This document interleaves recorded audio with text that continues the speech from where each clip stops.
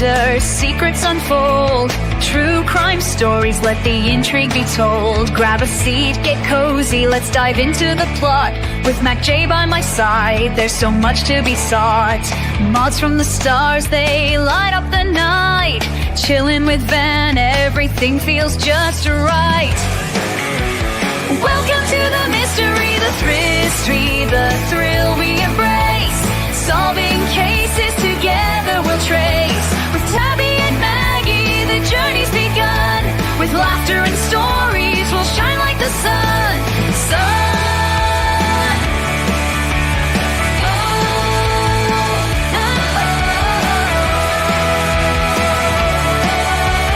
Spirit Time vibes with Lisa and Mark. Tia and Mel igniting the spark. According to Lean, curiosity flows. A curious rose in a garden of woes. Sweet misery whispers, tales that enthrall. While Matt, Meg, and Jody, we gather them all. Welcome to the mystery, the thrill we embrace. Solving cases together we'll trace. With Tabby and Maggie, the journey's begun. With laughter and stories, we'll shine like the sun.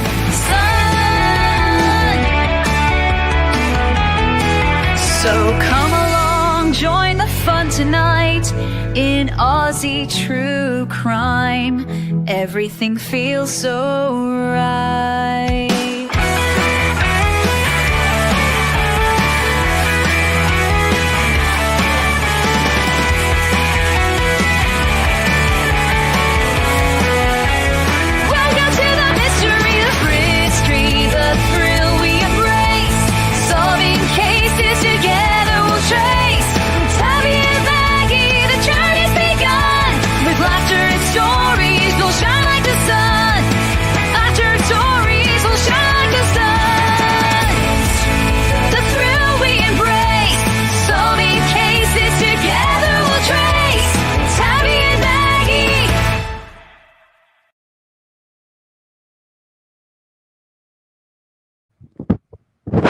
Oh, is this? Hey, beautiful people. Beautiful Jessie, welcome in. Looks like we're doing the show just for you tonight. How you been, my darling?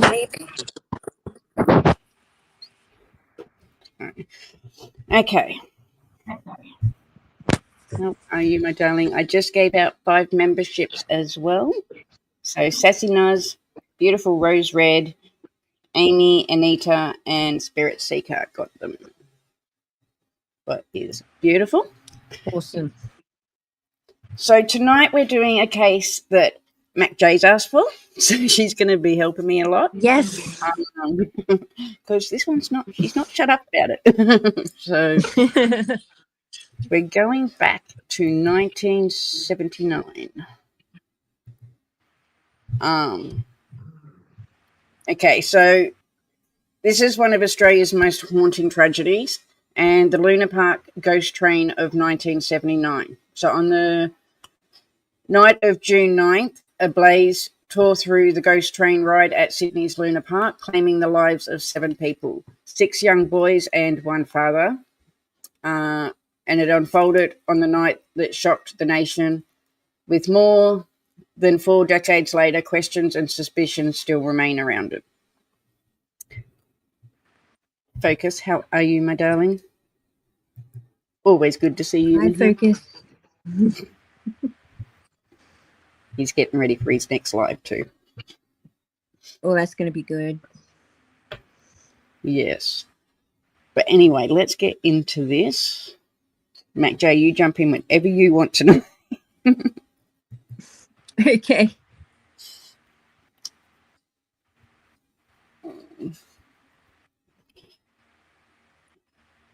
This only goes for 5 seconds, but it takes so long. Sorry, we can hear my vacuum too. I can't hear it. Focus, why are you doing that? Hang on, pause. Thank you so much.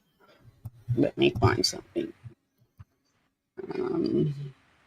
So Miss Chewy got that, Rose Petal, Outdoorsy Life, Sarah Smile, and Queen Olive. Welcome in, everybody. What can I find? StreamYard's moved everything around again. All right. This one's Yeah, I good. saw that. They have. I wish I could hug you right now, but I cannot. So, I am sending you this video. Tomorrow's just another Okay. day that I'll still love you. I love you. Is this And still... you got yourself through yesterday, and I'm so proud. It's not frozen, is it? And I know that nothing's promised tomorrow, but this I'll promise you. I'll always wanna be here for you, 'cause I love you. I love you, yeah. So thank you, Focus, for the 5 memberships. Okay. So I don't know why that's gone over. So on the evening of Saturday, 9th of June, 1979, a disastrous fire occurred at Luna Park, which tragically took the lives of 7 people. So I'm going to go through the timeline and some information, and then I've got some videos as well to play of it. The videos might overlap a little bit because they're 2 different videos, but we'll get there. So the timeline of the tragic night Yeah. at 10... Go, yeah. Oh, I was just going to say, like, the Luna Park fire, it might not sound like a crime at first, but once we get into it, the newer information, then you'll start to see why we're covering it. Yeah. And why it's got back gay. Yeah. There is a documentary for this. I think it was Luna Park Exposed. Is that what it was called? On Netflix. So if anyone wants to go onto Netflix, we can't play it, sadly. But there's a lot of... Nope. I'm halfway through. So, yeah. But anyway, so timeline of the tragic night. 10:15, the ghost train ride at Sydney's Luna Park is operating as usual, carrying families and children on the popular attraction. At 10:17 to 10:18, witnesses noticed smoke and flames beginning inside the ghost train at first. Some bystanders assumed that it's part of the ride effects. By 10:20, the fire spreads rapidly. What did I do? What was that do? The fire spreads rapidly through the wooden structure. Thick smoke pours out and screams are heard from inside the ride. Ride operators and nearby staff try to act, but evacuation is chaotic. 10:22, the emergency calls are made to the fire brigade. Meanwhile, parents and bystanders rush to help, but the flames are already intense.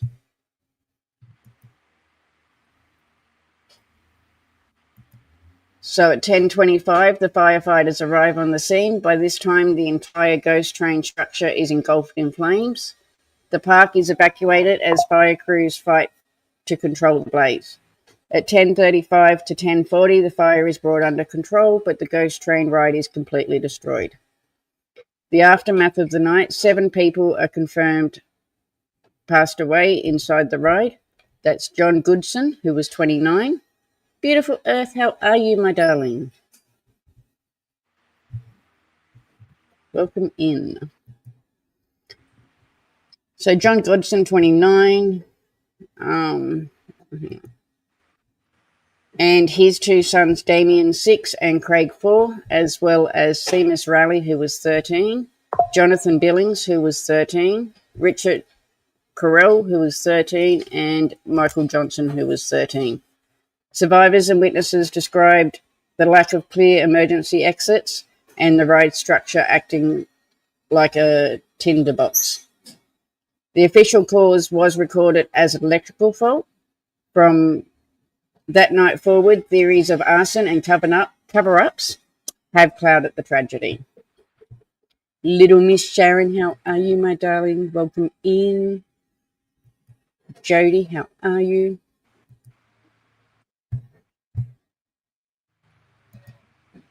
Okay. So on the night of the 9th of June 1979, 7 lives were tragically lost inside the ghost train. Among them were 6 young boys and 1 father. So it's just the ones I just went through then. So John Goodson, he was a devoted father who perished alongside his 2 sons, who was Damien, loved for his cheeky smile and bright spirit. Craig was only 4. He's the youngest victim of the fire. Seamus was a teenager, remembered as kind and full of life. Jonathan, a loyal friend and much-loved son. Richard, energetic and adventurous. And Michael was cherished by his family and friends. The loss devastated families and friends and an entire community. More than 4 decades later, their memory continues to be honoured, and their story remains at the heart of why the tragedy has never been forgotten.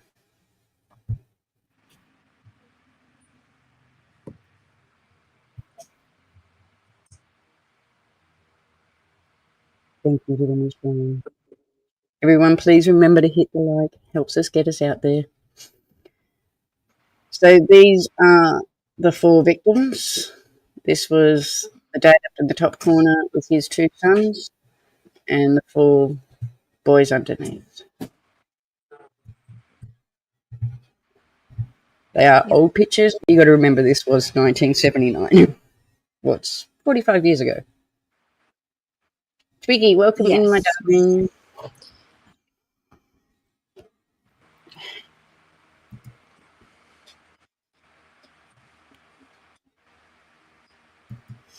Okay, so theories and suspicions.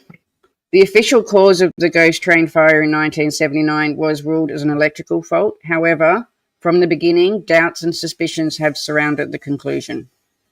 So some of them has been an electrical fault theory.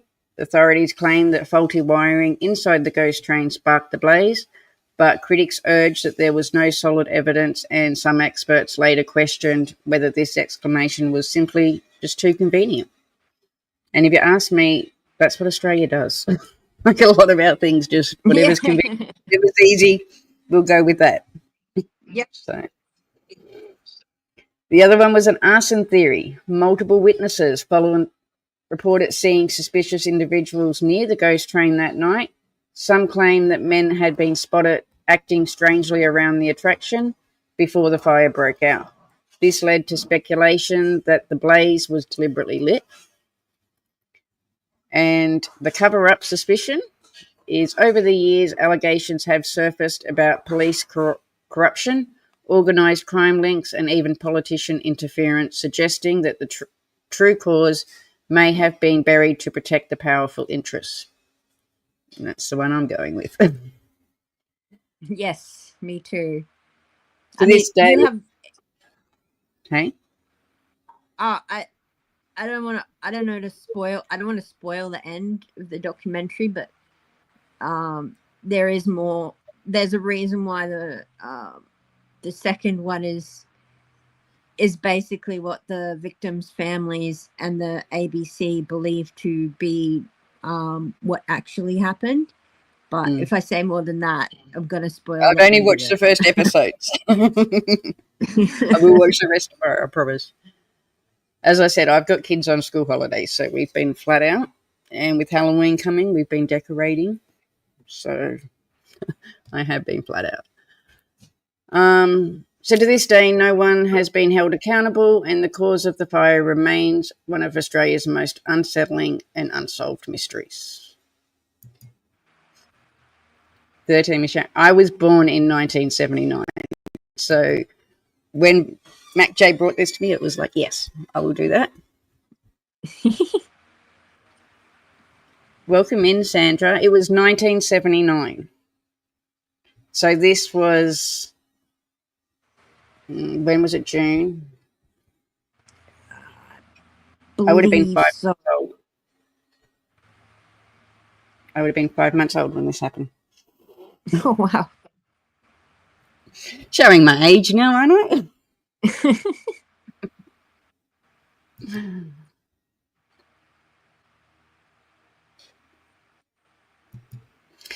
So I also had to look into the paranormal, as I would. I think Mac J knew I would.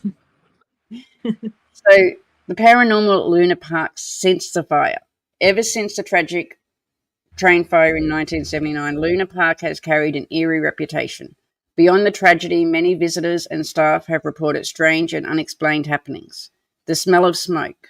Some claim that the smell of burning wood and smoke near the ghost train site, even decades after it was demolished. The children's voices, reports of faint laughter and whispers of crying and echoing in areas of the park late at night where no children are present. The shadow figures. Security staff and cleaners have spoken about fleeting shadows, especially near the waterfront and the older rides.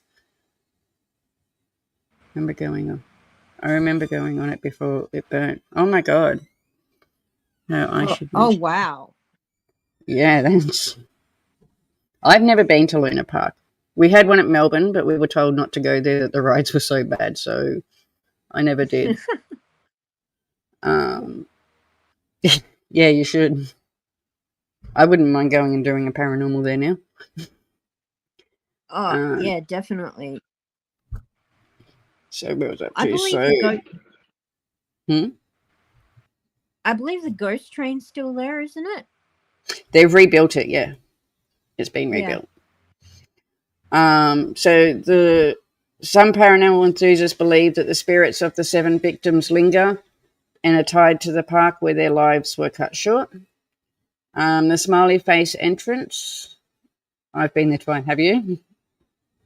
To the Melbourne one or the Sydney one? Little Miss Sharon? Because I know there's one in Melbourne too.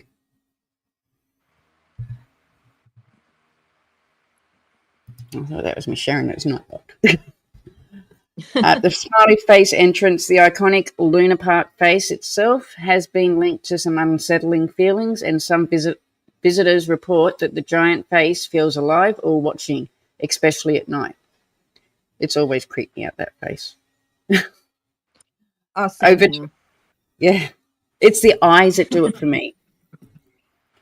Over time, yeah. Over time, Luna Park has become not just an amusement park, but a place layered with ghost stories and urban legends. For many Australians, the haunting of Luna Park is symbolic and a reminder of the lives lost and of the questions that still remain unanswered. Melbourne, but not recently. We were warned about the roller coaster at the Melbourne one, wasn't it? Yeah, that it was really bad. Apparently, a lot of people got off with back injuries and stuff.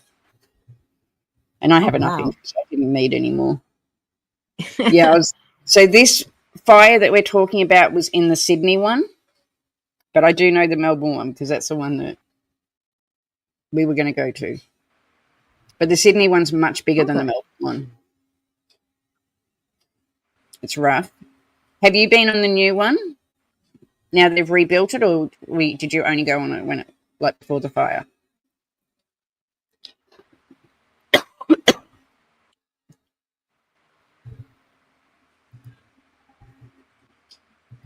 Every time I hit it, it comes back up.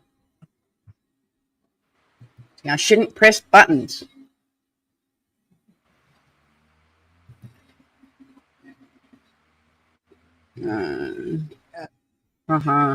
I have been on the Mad Mouse. Well, you survived. That's a good thing. But yeah, that's what scared me. So let's go back.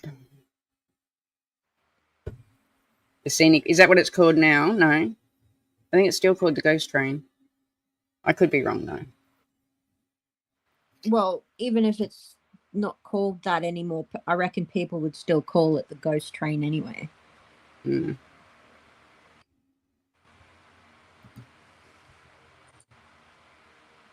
On the 9th of... So I'm just going to turn my camera off so this won't mess up. So here we go. No, you haven't come in late. We've only just started. Yeah. June 1979, a call was placed to the emergency services in Sydney, Australia. The ghost train at a popular amusement park. The scenic railway was closed for maintenance for a couple of weeks ago. Okay. Is that what the ghost train's called now? Is that the new name for the ghost train?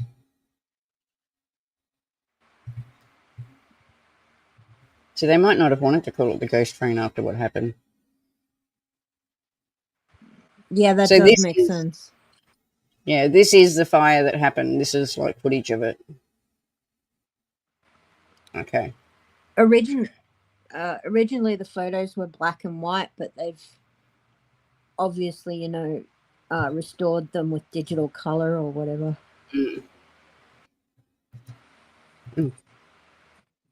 Talking about the Channel 11. Okay. In the city was on fire. Engines from 2 different fire stations raced to the scene, to be greeted with crowds of fleeing visitors, a towering column of smoke more than 10 stories tall, and a fire that had thoroughly engulfed the ghost train building and was threatening to spread to the rest of the park. It would take hours to get the situation under control, and decades before the strange truth behind this devastating fire was finally uncovered. Luna Park was opened in 1935 on a patch of land near the Sydney Harbour Bridge. This site had been used to fabricate steel during the construction of the bridge, but once this was complete, the local council began exploring options for how the site could be developed. Ultimately, they adopted a plan put forth by the owners of an existing theme park, Luna Park in Glenelg. Their park was struggling to grow in its present location, and they were delighted to be able to move the park to Sydney. Many of the rides from Glenelg were disassembled and transported to the new location, where they were supplemented by new rides and theming. When the park finally opened its doors on the 4th of October 1935, it was an instant hit. Although some people did complain about the noise and the gaudy, colourful design of the park. Despite complaints, Luna Park Sydney persisted through the Second World War. Old rides were removed and new attractions added as the years went on. The ghost train remained a fixture throughout the years. Although cosmetic updates and theming changes were made on a regular basis, the idea of replacing the attraction altogether was never contemplated. It was one of the original rides that had come to the park from Glenelg, and it had remained popular ever since. Rides of this type were sometimes known as pretzel rides, so called because the track twisted and turned extremely tightly within the confines of the ride building.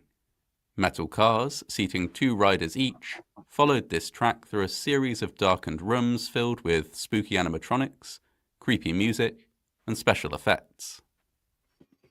At 10:14 p.m. on the 9th of June 1979, black smoke began pouring from the entrance and exit tunnels of the ride. Ride operators knew at once that they were dealing with a deadly situation. There were 35 people on board the ride at the time. Evacuating them through the dark, twisting, turning, and deliberately confusing interior of the ride would be almost impossible.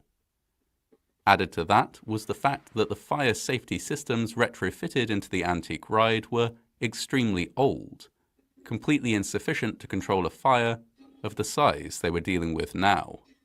Operators left the ride running and focused their energies on getting guests out of their cars and away from the ride as soon as they emerged from the exit tunnel.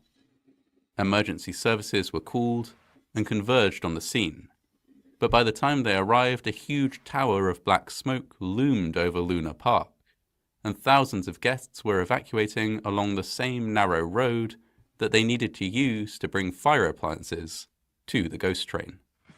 By the time they did get to the train, the fire had begun to spread to the nearby Big Dipper. Firefighters deployed hoses and began to attack the flames. The water supply within the park was insufficient for fighting such a large fire, and so they eventually resorted to drawing water from the harbour. By the time the fire was under control over an hour later, the ghost train had collapsed into a burned and broken pile of wreckage. Investigators began to search through the smoking ruin of the ghost train. The ride's theming had included many life-size figures, and when 7 bodies were eventually found, They were so badly burned that searchers found it difficult.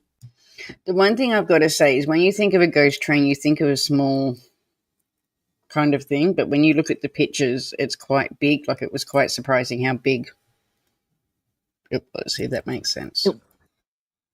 Yeah.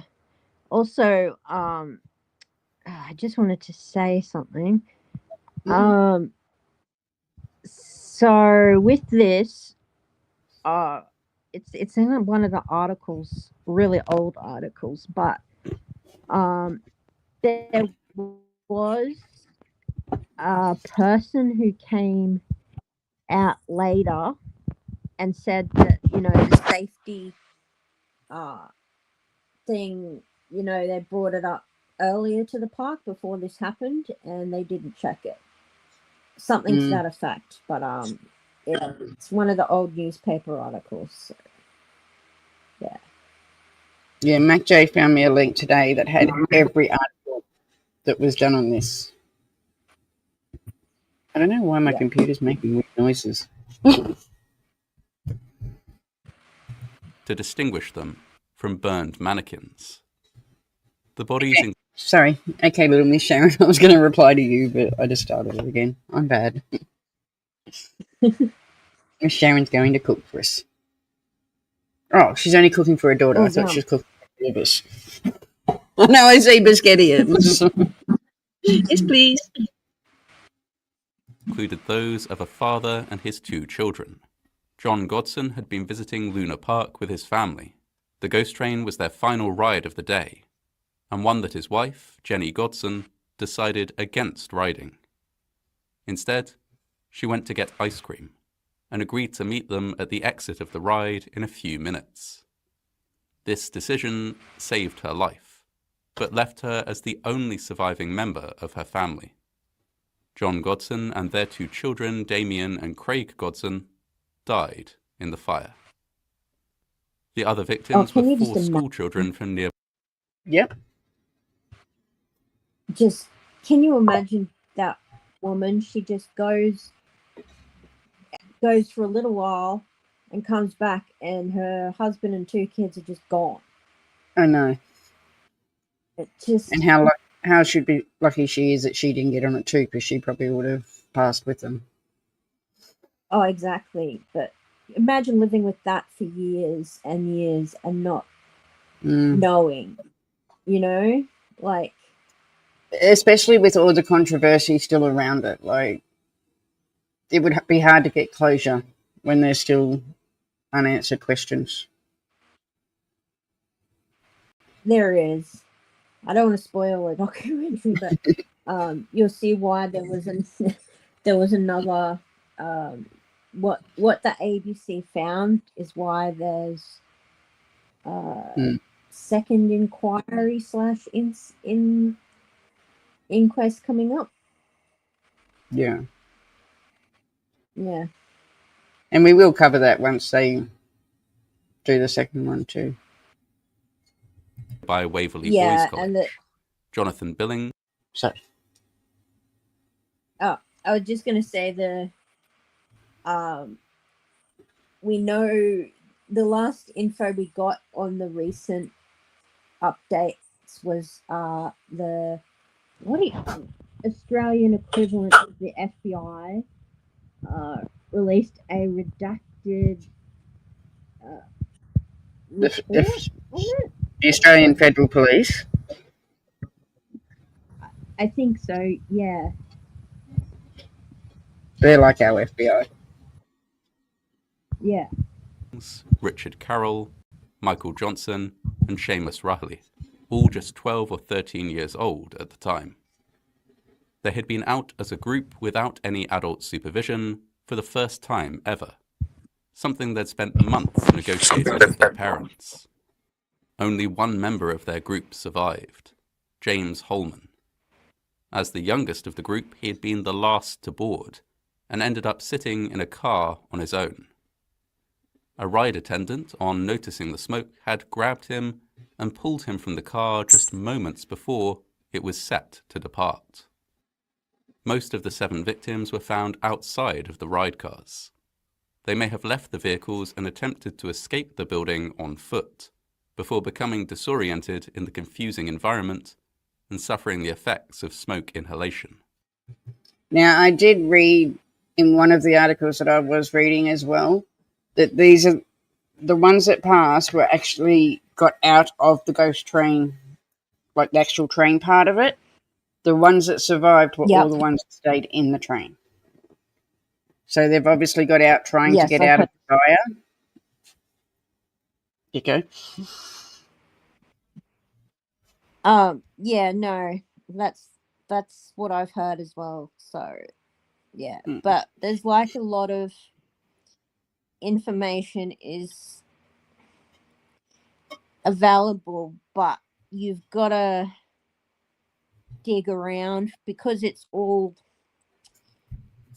not all of it was uploaded online because there's still some newspaper articles that the documentary mentioned that I wasn't able to find. But yeah, so I'll keep digging for those. But I read something similar to what you've just said. Yeah, I will try and see if I can download the documentary that Mac J watched on Netflix and see if I can put it on the Patreon. That way people can watch it if they want to. I'll try and do that tomorrow. In the aftermath of the fire, the park was closed and an investigation was launched. Those eyes. The cause of the blaze was at first believed to be an electrical fault. The park was criticised for having ignored recommendations by safety experts and the council. I know, Jodie, mine too. That's why I said I thought she was cooking for all of us. But it's only her daughter. Yes. Oh. To improve the fire suppression system within the ride, for example, by adding sprinklers. This should have been considered a vital safety feature, given the difficulty in evacuating the ride and the use of flammable materials in some of the theming. By failing to install sprinklers, the park had, the coroner said, breached their duty of care to their patrons. Charges were, however, not brought against the park. In the decades which followed, there were repeated rumours that a man named Abe Saffron, a property developer and notorious member of the Sydney criminal underworld, was linked to the fire. He had been responsible for at least 7 other arsons, and his niece told authorities that he had started the fire as part of a plot to take control of Luna Park's lease, although he had not intended for it to cause death or injury. Abe Saffron denied all involvement. He passed away in 2006, still maintaining that he was not responsible for the ghost train fire. Martin Sharp, a prominent artist and publisher, had spent many years of his life independently assembling an archive of material related to Luna Park and the ghost train fire. He believed that the fire, whether or not it was orchestrated by Abe Saffron, had been deliberate and intended to destroy the park and open the site up for redevelopment. And his collection included many original interviews that he believed might prove this. Although Martin Sharp died in 2013, his collection was subsequently used. Yeah. I just wanted to mention something here.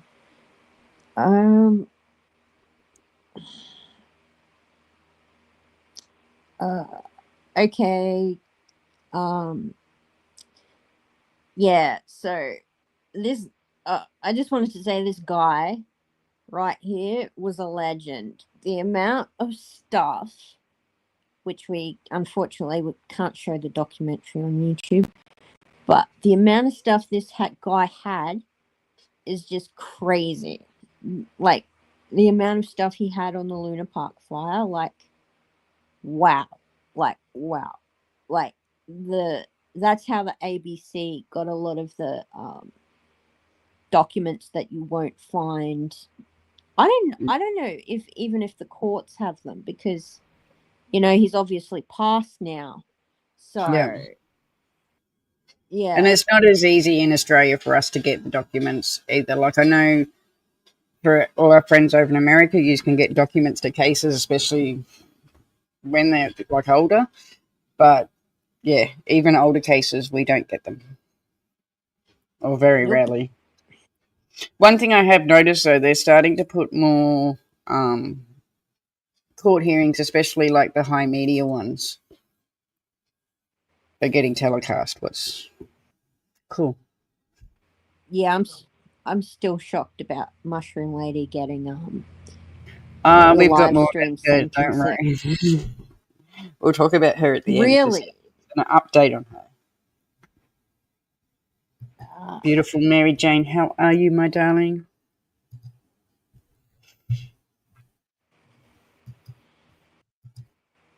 By the ABC, the national broadcaster of Australia, to put together a documentary on the fire titled Exposed: The Ghost Train Fire. The conclusion of the documentary makers was that Abe Saffron had indeed been responsible for the fire, and that there may have been some collusion between Saffron and the government to hide this fact. Following the release of the documentary, there were increasing demands from the general public for a second investigation.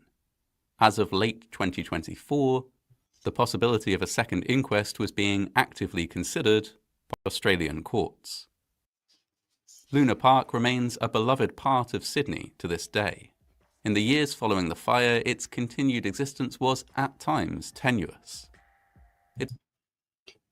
Welcome in. Let's go. I have an interesting connection to this. My grandfather was sadly involved in the autopsies and had the identity who was... Oh, wow. oh wow. Wow. That's cool. That is Its cool. life in the years Huh? Is your grandfather still alive? Only because this was so long ago. since has been marked by rights disputes, complaints from nearby residents, multiple changes of ownership, and multiple redesigns and redevelopments. At the same time, thousands of Sydney residents have demonstrated their willingness to protest, Yeah. fundraise, and work with lawmakers in order to preserve the historic park. The land which was once occupied by the ghost train is now the site of a Big Top arena. A plaque mounted on the wall outside the box office bears the names of those who lost their lives in the fire. Along with the inscription, "They are remembered." Luna Park continues to operate as ever it did, visited by millions each year.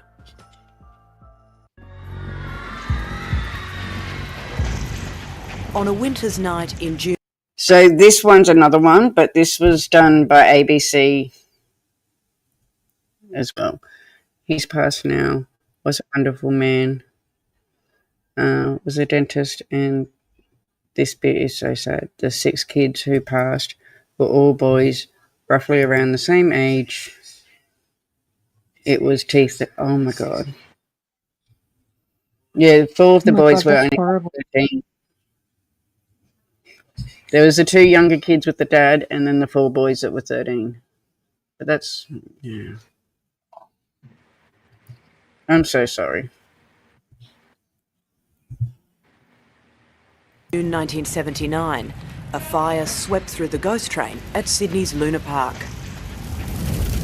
People were screaming because the car was on fire. All I wanted was to go in there and get them out.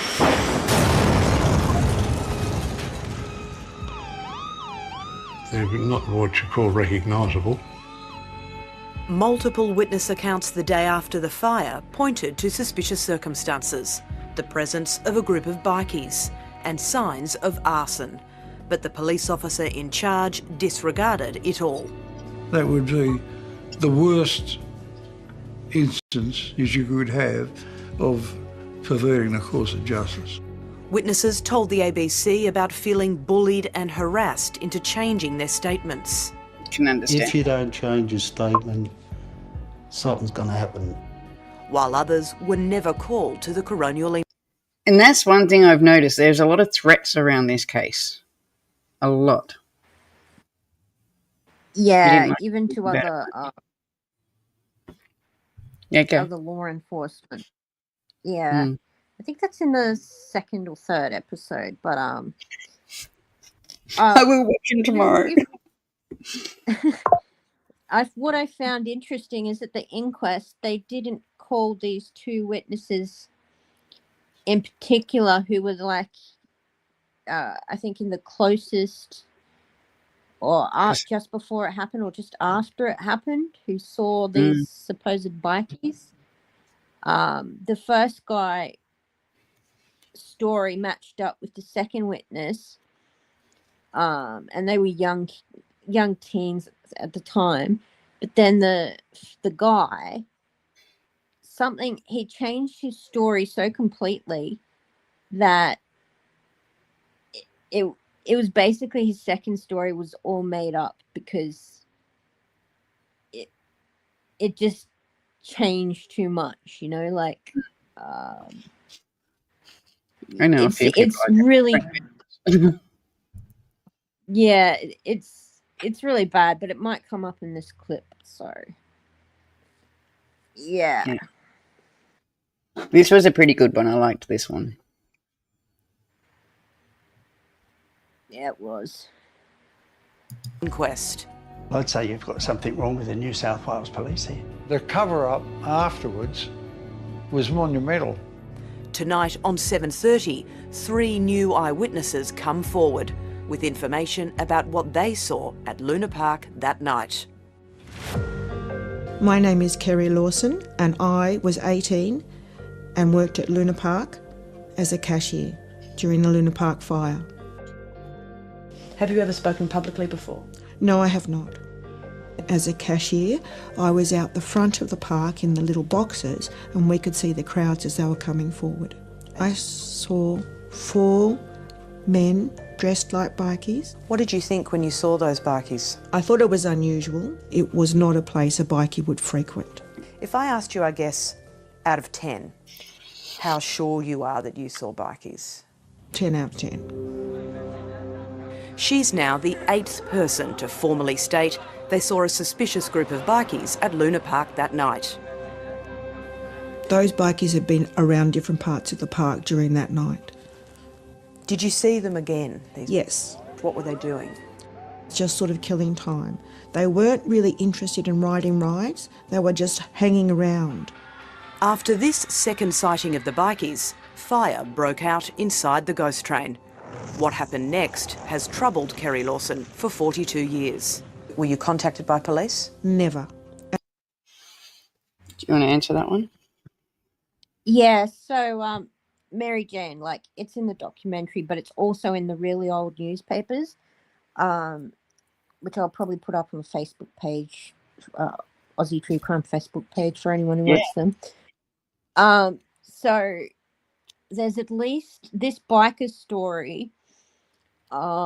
It's come from multiple witnesses as well as the smell of kerosene. So some of them are covered in the documentary, but I believe what we're watching now came out after the documentary from the sounds of it.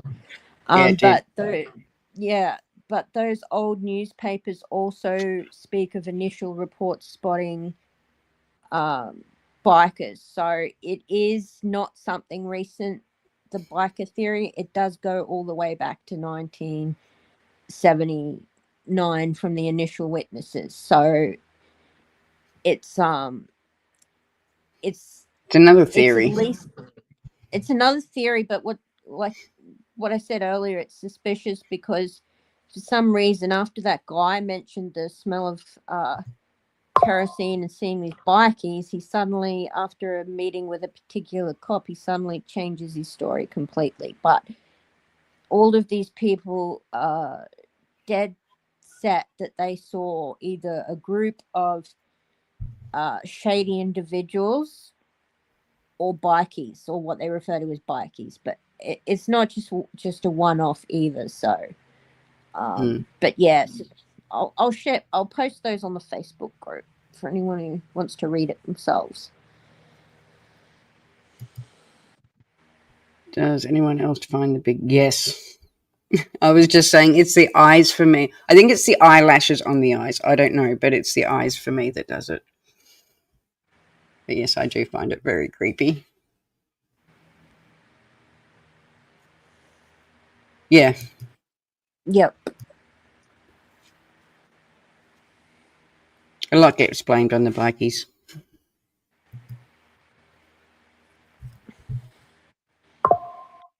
And I was in the next day. I was upset that I wasn't interviewed. I did have things to say. They were not interested in following up. Do you think the police have questions to answer? Yes, they do. Yep. So this seems to be a common thing, like in the documentary as well. There's a couple where I think one of the social workers who were with other children at the park, they mentioned this too, that like the cops didn't seem interested in like what the kids were saying, like some of the witnesses who were like not kids but teens. Yeah, so it seems to be reoccurring through, they'll call certain witnesses, but a lot of them they didn't even listen to them, like, or anything, like, or even approach them. It's just like, I think because it was so long ago, like the time was different back in 79 yeah. too. It's not what it was now. So back then, and I know because my dad used to always say, these kids should be seen and not heard. And a lot of people thought that way. So even though the kids would have been saying because do you mean kids speak the truth? They would have said what they saw and experienced, but in the courts and that, they didn't count. They do more now. And do you know what I mean? We listen to kids a lot more now, but back 40 years ago, a lot of people went by. And my dad used to always say, kids should be seen and not heard. Probably why I talk so much now. I would think they would want as many statements as possible about what it's seen. I think if it happened today, they would take a lot more of the children's like testimonies and statements. But yeah, it's just thinking back what it was then.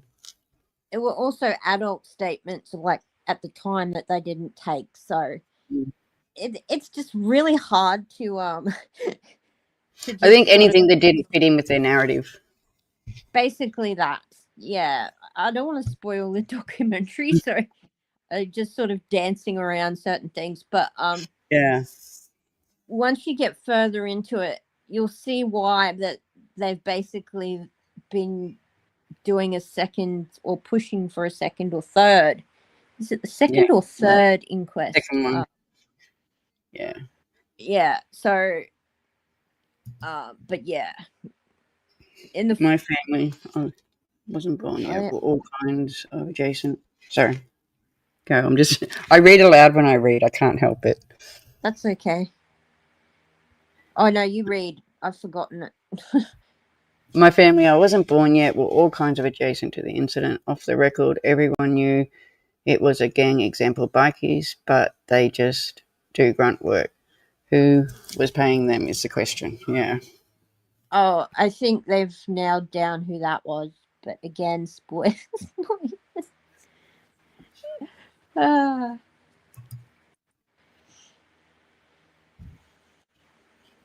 know. I was told it too much. And I think that's why I let my grandchildren just do whatever they want. They are the loudest, trust me. But I'll never say those words to them because I don't believe it. I think kids me should. neither. Especially my grandkids because they're so cute. Like my grandson's just learnt to say thank you. And it's the cutest little thank you. I've got to try and record it. I want it for a soundbite because it's so cute. You just say, thank you, bye. And what's the other one I've taught him? Help me. He'll go and do something and he won't even need help, but he'll just lay there, help me, and want you to come running to come and help him. Anyway, let's get back to this. Why weren't we called? You could have done it then and there on the spot. Everything was available. My name is Kathy Dewar, and at the time of the Luna Park fire, I was a student and worked there for a number of years. Kathy Dewar was 24, working a weekend shift on the night of the fire. I was doing my shift on the chip bar that night. I do remember seeing a group of bikies. I distinctly remember this group because they walked around the side of the chip bar and past the front. I remember one of them turning around, sort of smirking, and they were laughing. These were young guys who were thin, leather boots, long hair. They just looked kind of a bit out of place at Luna Park. It was very unusual to see a group like that at the park. Just like Kerry Lawson, Kathy Dewar was never contacted or interviewed by police, nor were they included at the 1979 coronial inquest. What would you have told the inquest? I would have told them what I saw that night. I would have told them how I'd seen the same people on a repeated basis, and I would have told them I believed it was deliberately lit. For me, there were actually two tragedies. There was the fire itself, and the second tragedy for me was the failed investigation. There was so much buried, so many facts distorted and hidden. 4 decades on, both Kerry Lawson and Kathy Dewar are still waiting to be contacted by police, still waiting to have their statements taken. Are you willing to give a police statement? I knew you were going to say that's why I paused it. Sorry. No, you're fine. So some certain communication taken at the time, let's just say it was deliberately removed. I won't say how because I don't want to spoil it, but yeah, so there is stuff here.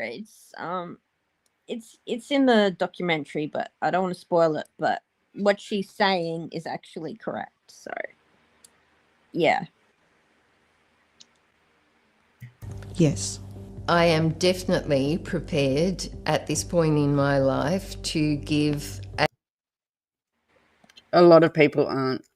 That's the sad thing. A lot of them have. And it's sad that they didn't take their statements, especially for the coroner inquest. Yeah.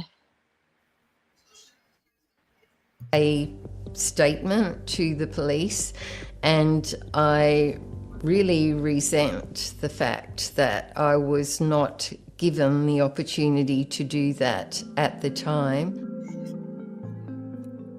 My name's Richard Visser. I was at Luna Park the night of the ghost train fire on the 9th of June 1979. 19-year-old Richard Visser had gone to Luna Park for a night out with his girlfriend. We were going there for a happy night out, of course, and we went into the ghost train at the beginning of the night. But later that night, during a second ride of the ghost train, something was amiss. We decided to have a second go in the ghost train, and as we were in there, I could distinctly smell the kerosene burning, absolutely. I smelled burning kerosene. Yep.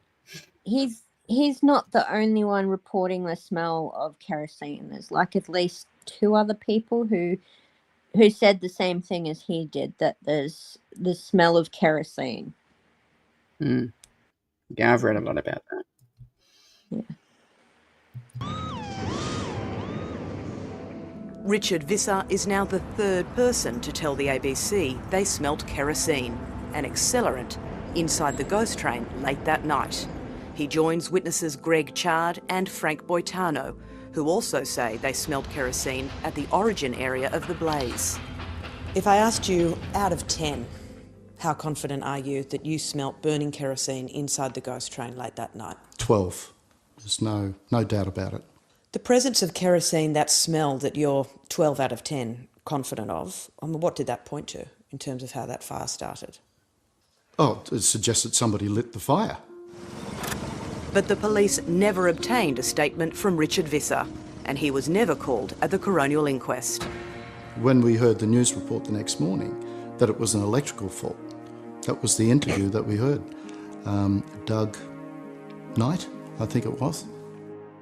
We're now satisfied that the fire was as a result of an electrical fault within the building. You look at that. Does that look like he's telling the truth? Oh, absolutely not. And he'll be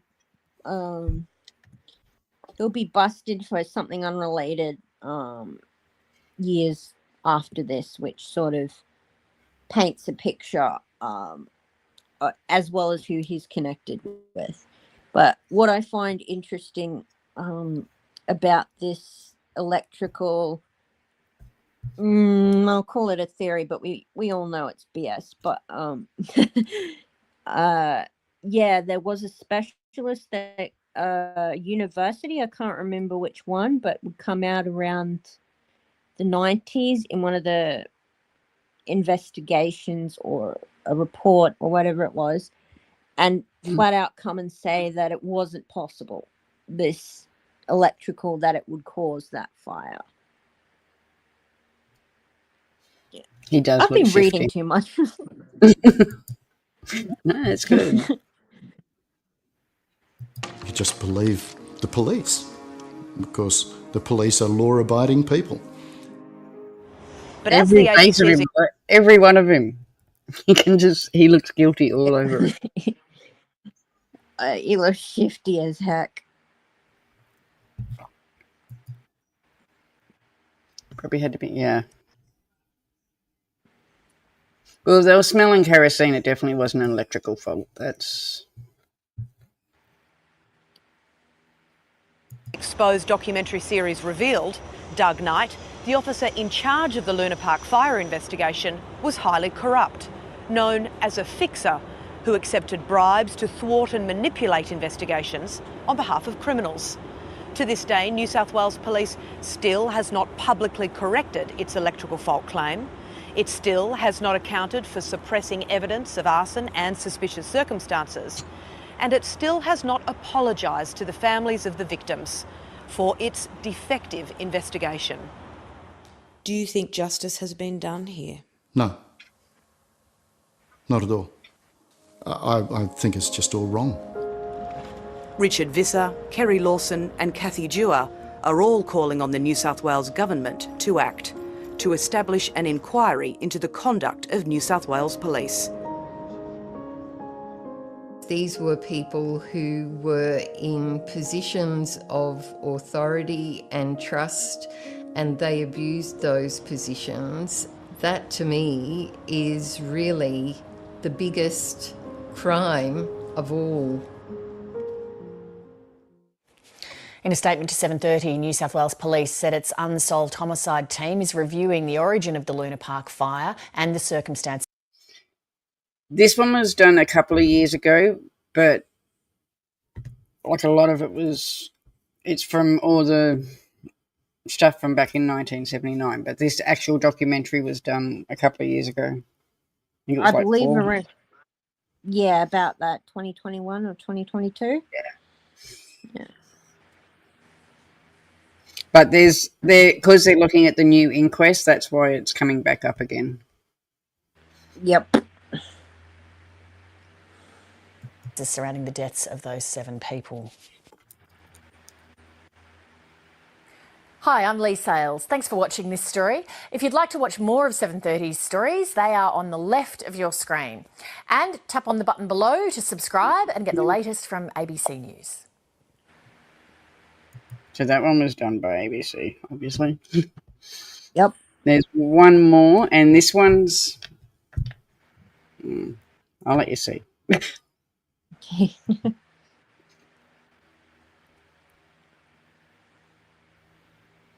Looking back on this photo, one of the last to ever be taken of her family, Jenny Godson explained, quote, "It was all meant to be." To her, the unidentified masked figure standing next to her children was an omen, and a sign that there was nothing she could have done to avoid what happened that night.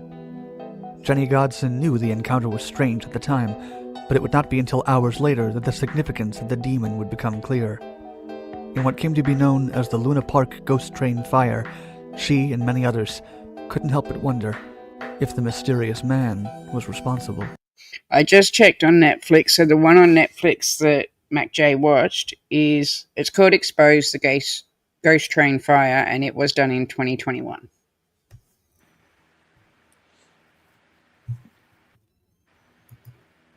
Yes, I have. I have been watching it so closely. He's got my heart. Little Gus.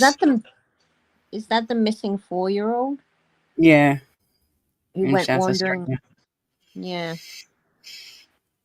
I have been posting about it in our Facebook group, but yeah, it's got my heart, that one, at the moment. Such a ridiculous addition to the sad real story. Yeah. For patrons of Luna Park, a large amusement park in Sydney, Australia, the night of June 9th, 1979 was... See, look at the eyelashes on those eyes. Yeah, that's freaky. It was turning out to be a typical summer evening when inexplicable tragedy struck. Around 10:15 p.m., thick black smoke began billowing out of the tunnel of Luna Park's Ghost Train, a popular indoor coaster that takes riders through scary-themed scenes with creepy sounds and special effects. Jenny Godson's husband and 2 sons were aboard the ride, having used 3 of their final 4 tickets. She, however, recalled being overcome with a, quote, bizarre urge to get ice cream, and had failed to join them with the last ticket. Workers sounded an alarm and scrambled to evacuate. It is Mary Jane. And when you see it, like, the photos don't do it justice. When you see one in real life, it is as creepy as anything. People from the train cars as they exited the tunnel. An hour later, the ride had nearly been entirely consumed by the inferno and was believed everyone had escaped.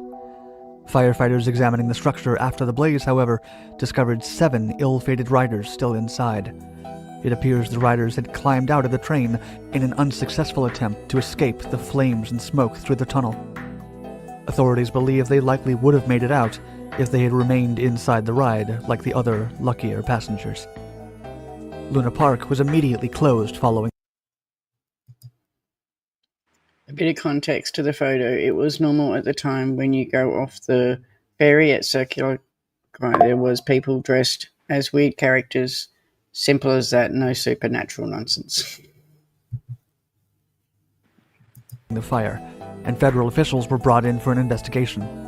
Authorities found that mismanagement and insufficient safety procedures likely contributed to the rapid spread of the blaze. Only 18 months prior to the fire, the North Sydney Council and the local fire department recommended that Luna Park management, quote, develop an adequate fire suppression program. The suggested remediation included the installation of a sprinkler system on the wooden ghost train, which the park failed to do. Because of this, investigators ruled that, quote, the actions of Luna Park's management and staff before and during the fire breached their duty of care. Despite the finding, the investigation did not find that Luna Park's behavior constituted criminal negligence, and the amusement park's operators were not held legally responsible for the loss of life. Initial media reports also incorrectly identified faulty electrical wiring as the source of the ignition. Because investigators were unable to identify the actual cause of the Luna Park Ghost Train fire, that fateful day has remained under increased scrutiny. Ever since the blaze, a number of curious incidents at Luna Park have led to allegations of arson, and several suspects have come under a cloud of suspicion. Shortly after the incident, Jenny Godson, whose husband Josh and 2 young sons, Damien and Craig, were lost, developed family photographs taken at the park that day and discovered this frightening image. The photo, taken only hours before the fire, is the last one ever of Damien Godson, and shows him shyly standing next to a terrifying figure wearing a demonic mask made of cow skins with horns atop its skull. According to author Jack Marks's book on the Ghost Train tragedy, Australian Tragic, the man appeared as the leader of a dancing procession of pagan creatures and topless women. He seemed to pick the boy out of the crowd at random, approaching him, placing his hands on the boy's shoulders, and posing for the photo. Marks writes that the mysterious figures, quote, appeared to come from nowhere, and nobody was ever to learn who they were or why they were there on that day. Many have pointed out that the figure bears remarkable resemblance to the Canaanite god Moloch, who is especially known for his lust for child sacrifice. Some wonder whether this is simply an eerie coincidence, or if the unidentified person hiding under the demon mask could have started the fire that consumed the children. For Damien's mother, Jenny, however, the strange image served as an omen that it was all meant to be. Although the masked man garnered the most attention and theories about the fire, a new suspect emerged in 2007.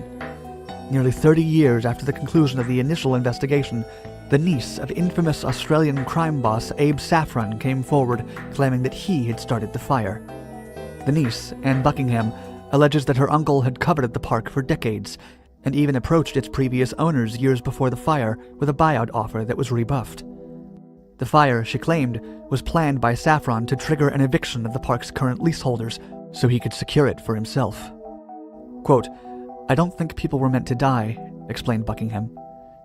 She believes the fire was merely an extortion attempt that got out of hand. The fire did prompt the owner to terminate the park's existing lease, and it was subsequently operated for 30 years by a company called Harbourside Amusements Limited.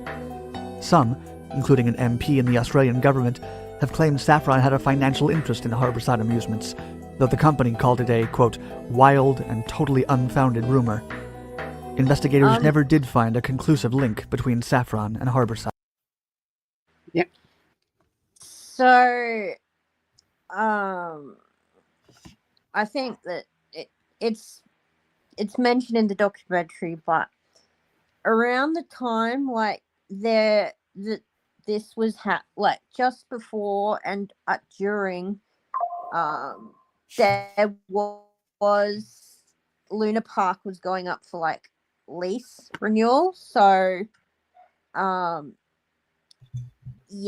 the idea is that this dude Saffron, right, was one of the bidders, and so he wanted to get the older bidders out. So that was going on before this, so really close in time, and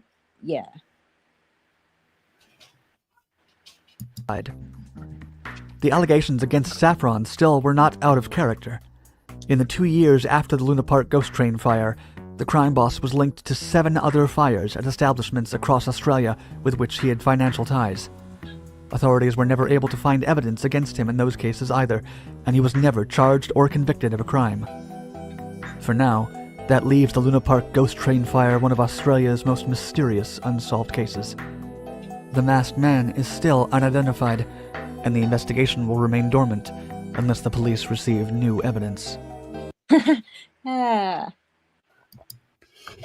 That's where we come down to today. Yep. So here's just the victims again. Because after all, that's the reason. The face. I had to add that in. The freaky face. Oh man, I could say so much, but I don't want to spoil it. It's really hard. Just another one of the fire.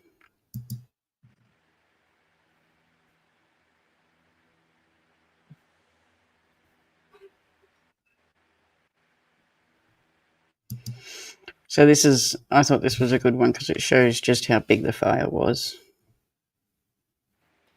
Yeah, it was massive.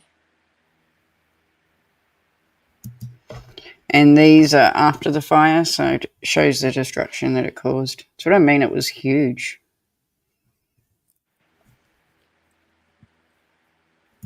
It was massive.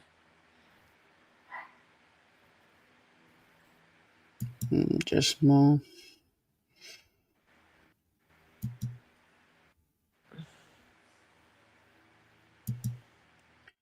So this is just one of the news articles that was done.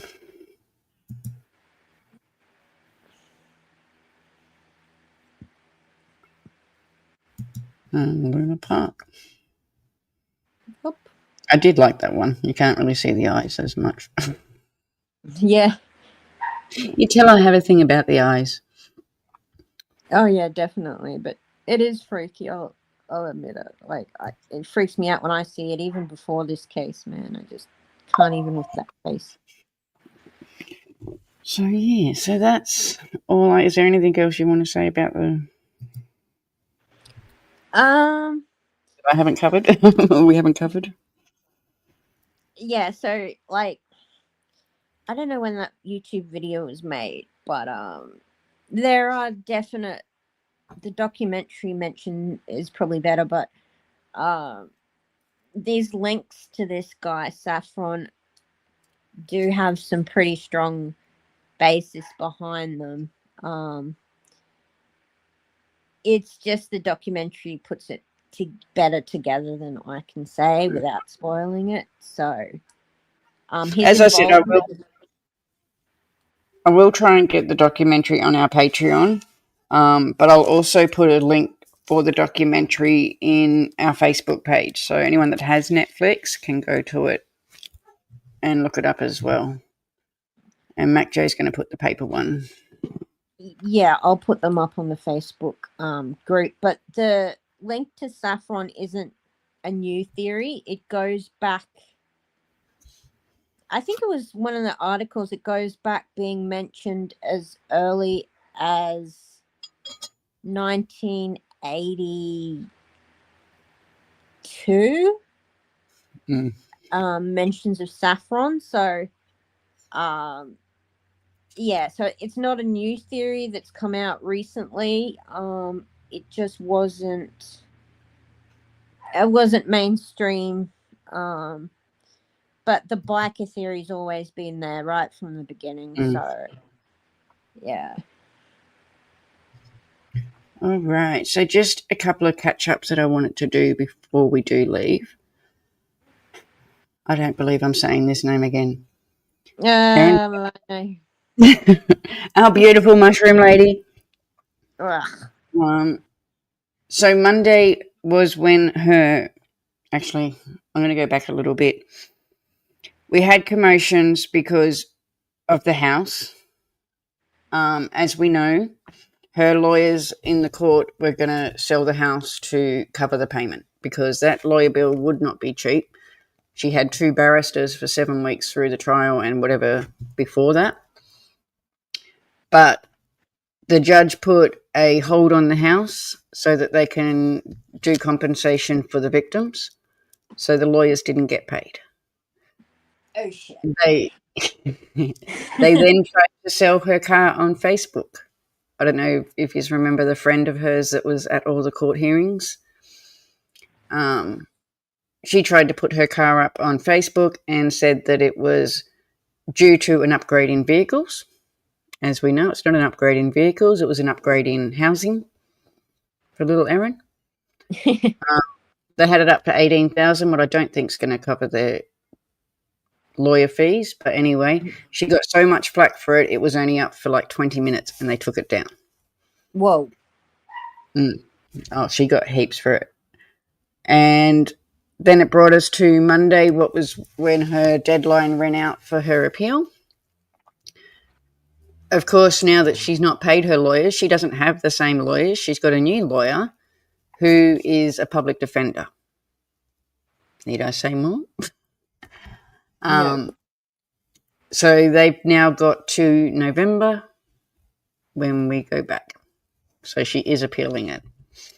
But I do know that the prosecution is also not happy and they want to take off the non-parole period. So let's keep our fingers crossed and we'll finally hear more hopefully in November. But yeah, she's not being quiet. No, definitely not. And just one more I quickly wanted to touch on, and we have covered this story. Let me find it.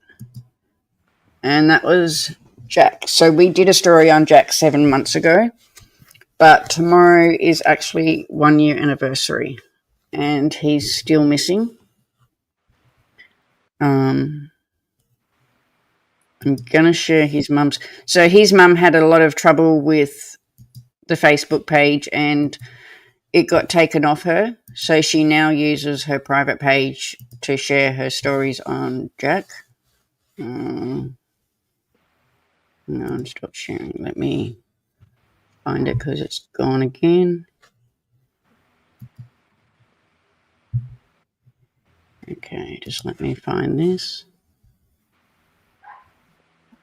So Jack went missing from Finks Crossing, 6 kilometres from Murgon. He was 27, 185 centimetres with brown hair. He was wearing a camouflage T-shirt, black shorts and white sneakers. I'm going to share his mum's page because she put a post up today about tomorrow. Yeah. So mostly her Facebook page is now dedicated straight to Jack. And that's Jack there. She's always putting up pictures of him. And this is him with his sister.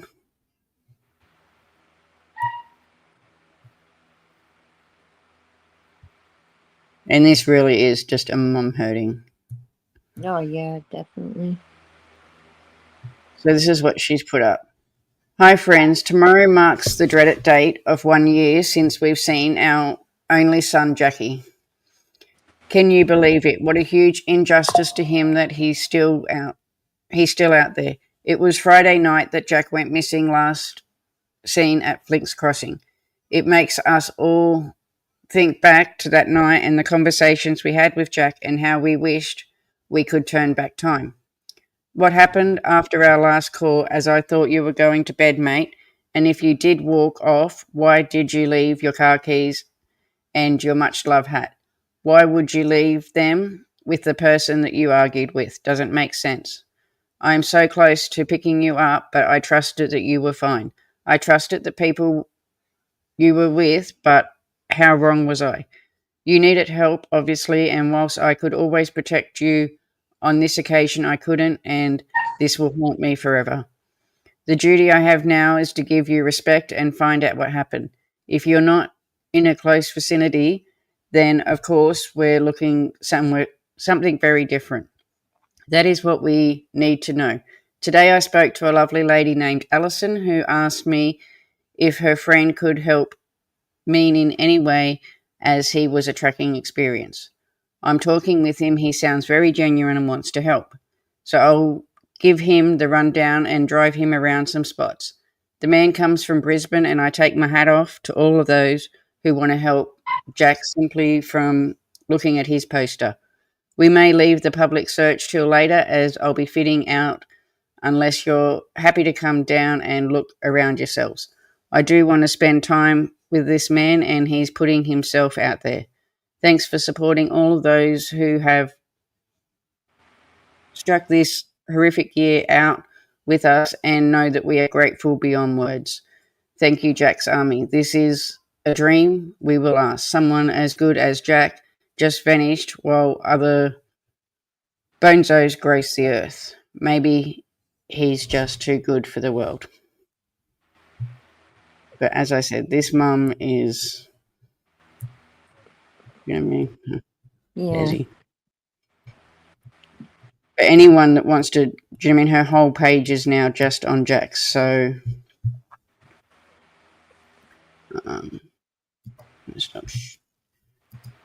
but yeah, so tomorrow's 1 year. I have been watching it. I have been following Jack's story. I know that the police are doing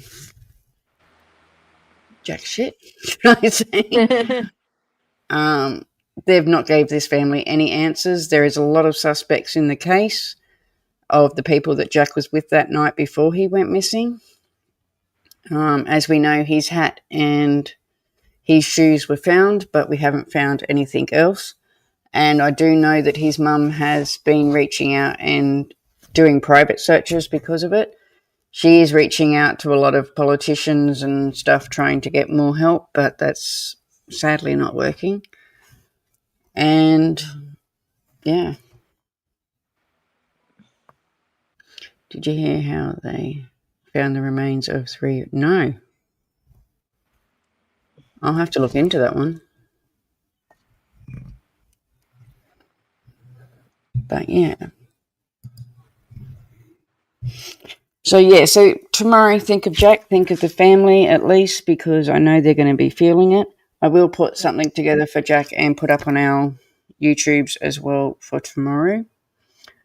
we will get all those things on the Facebook page probably tomorrow, and I will try and get the documentary onto the Patreon. But yeah, so you got anything else? So the only other thing I can think of is that, you know, it's really hard to. There's a lot of information in the documentary, and it's 3 episodes. It's really well put together. If you want to watch it, you can go to Patreon or wherever. But definitely recommend watching it. It's really well. That's why I've been obsessing over it. So yeah, but yeah, it's. I've still got 2 of the documentary to watch, so do you know what I mean? We could do a part 2 once I watch them, but yeah. Yeah, that would be good. I'll probably have dug up more by then too. So. But other than that, Monday's a public holiday, so probably Wednesday we'll be back. We've been quiet because I've got my grandkids on holidays, so entertaining the 3 of them. Well, the baby's easy, but the other 2. Can you do something about Gus? Yeah, I can. I will, my darling. I'll put something together. I have been watching it, but with his age, it's getting at my heart. It's like... Yeah, the police changed it to recovery now. So yeah, that was today. It got changed back to recovery. But yeah, I definitely will, little Miss Sharon. I'll put something together. I think there was another case as well that I put in the Facebook page. Let me have a look. I remember seeing it.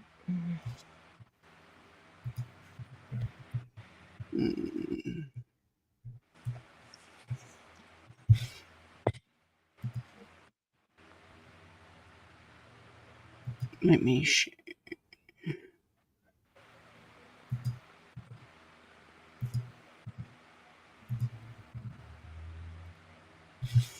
So this is little Gus.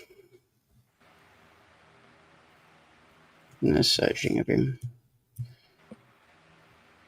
Oh, there's one more on that cop. This is another one I'm doing a story on. Jay, do you remember before we moved when I told you about the fire that happened near our house? Yes, I do remember that. Yes, I do remember that. This is the fire. So this mother here, a lovely piece of work, decided to leave the house, and within a couple of minutes of her leaving, the house caught on fire. But it actually came out that she had cameras in the house and had left her 2 children in the house. What are these 2 beautiful babies here? She was listening to them scream on the cameras, because you know how they go through to your phone? Yeah. She didn't call the the 000 or anything to help. She didn't go home. She called her mum and went and visited her mum. Ugh. And sadly, the 2 babies passed away. It is going through court at the moment, so I am going to put something together for that one too. Horrible, horrible story. But yeah, it's up in the Facebook page if you do want to go and read it, but I will put something together for that one too. Was she one of those influencers on TikTok or? No. I know which one you're thinking about, but yeah, no, this... Just a piece of work. She was known to police for stealing and theft and things like that.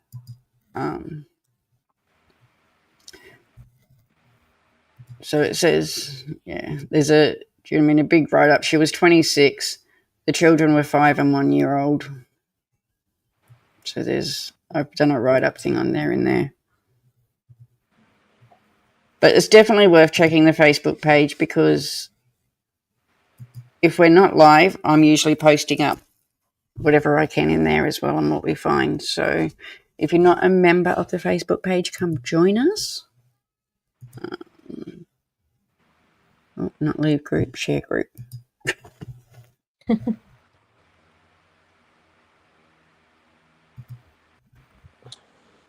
I almost left the group.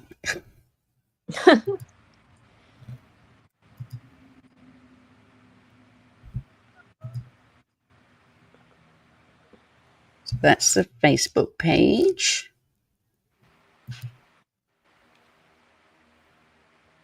But yeah. My cat's saying goodnight again. Oi, you going to be rude? You going to say hello? You're going to see his bum. Friend, I showed Mac J. I have to show you. Because Halloween's coming up now. It's not as big in Australia, I know that. But I love Halloween. And we got a friend up here today. Yeah.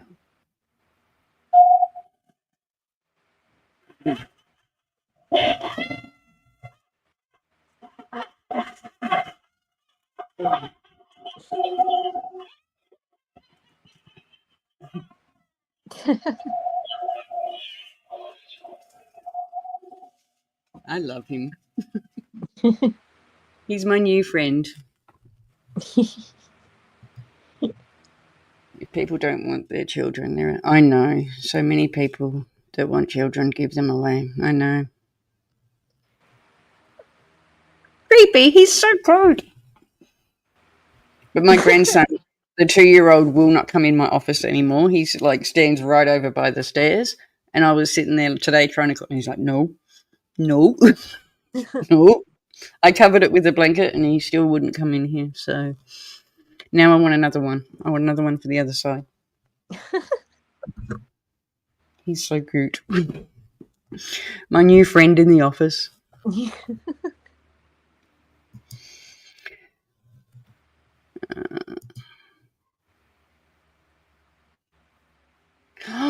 No. Oh, I hate that. I lost an account, 2 years ago? No, about a year. yeah, about a year and a half. I got mine hacked, Little Miss Sharon. I lost 11 years of photos because I used to post everything on Facebook and we still try and get into it. But yeah, 11 years of stuff I lost on mine. It's horrible. But other than that, I think we'll see you Wednesday night. Do you have anything else? No. Only that I'll post some stuff on the Facebook group. Yeah. Well, I've put that in, so make sure you join the Facebook group because, yeah, we're always posting stuff in there. But other than that, I will see you all on Wednesday, or I'll see you around the streets. Okay. Night, everyone. Bye, everyone. Every true crime on the rise. Investigate the scene, uncover the lies. From Melbourne to Sydney, all the way to Perth. No case too tough, we'll dig into the dirt. We'll crack the code, find the truth, bring justice to the table. No excuse, Australian legends in the game, bringing light to darkness, no shame. Just got a super chat, let's celebrate. Raise a glass for all the cases we've solved in the past. With eyes wide open, we'll never rest. Aussie true crime, we're the best.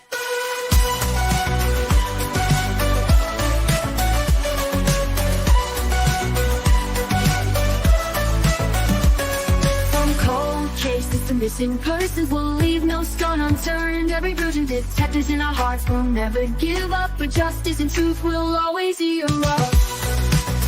Ooh, thank you so much.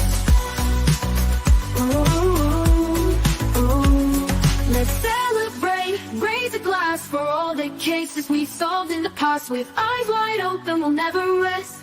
Aussie true crime, we're the best.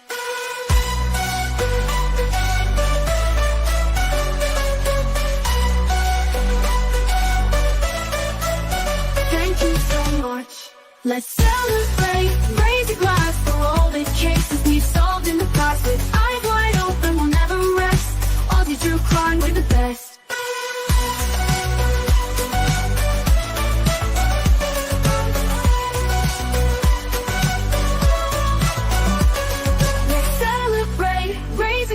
For all the cases we solved in the past. With eyes wide open, we'll never rest. Aussie true crime, we're the best.